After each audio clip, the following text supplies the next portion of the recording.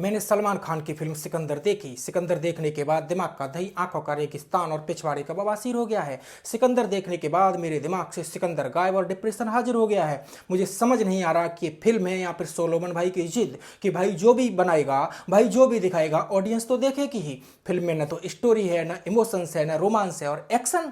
सिकंदर का सबसे बड़ा टॉर्चर तो उसके एक्शन सीन ही हैं। फिल्म में इमोशन बिल्कुल जीरो है। रोमांस के नाम पर भाई की पसीने से भीगी हुई टी शर्ट है और सस्पेंस के नाम पर पब्लिक की नींद है। सोलोमन भाई की एक्टिंग तो सिकंदर में ऐसी है कि मेरे मुंह से निकल गया कि अल्लाह अब तो इसको रोक लो।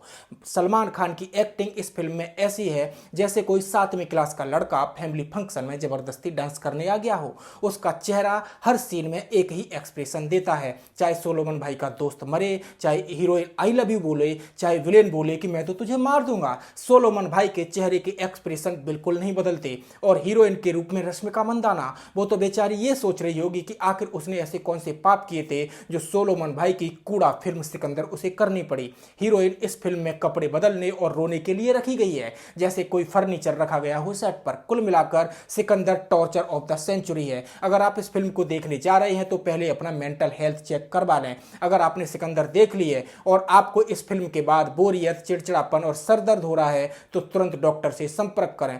फिल्म का पहला हाफ स्लो है तो दूसरा हाफ बेस रिपेयर का है। स्टोरी कहां से शुरू होती है, कहां खत्म होती है, बिल्कुल पता नहीं चलता।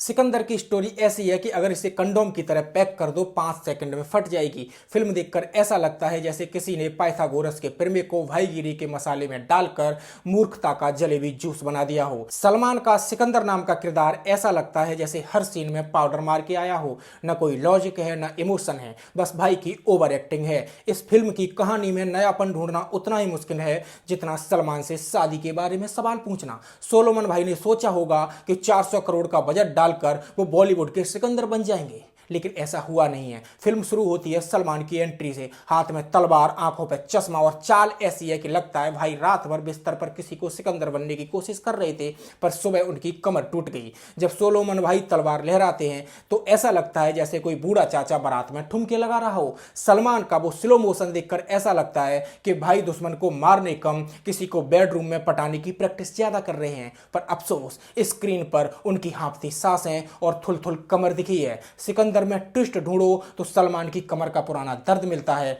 लॉजिक ढूंढो तो वो पहले से ही सेट से रफू चक्कर हो चुका है। सिकंदर की स्टोरी इतनी ढीली है कि सलमान की जवानी भी इसे देखकर शायद ये बोल पड़ी कि भाई मैं तो तुझे 90 के दशक में ही छोड़कर चली गई हूं, लेकिन तू अब भी मेरे पीछे क्यों पड़ा है।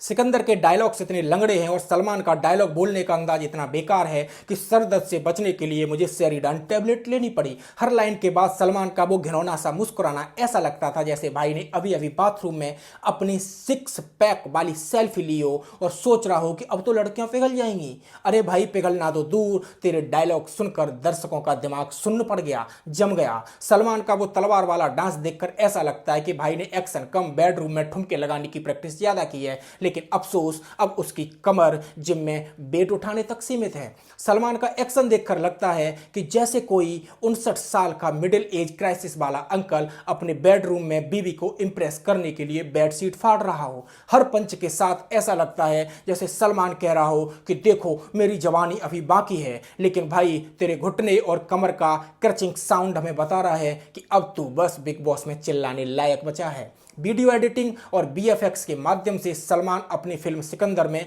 इतनी उत्तेजना पैदा नहीं कर पाए हैं कि वो अपने फैंस को चरम सुख दे सकें।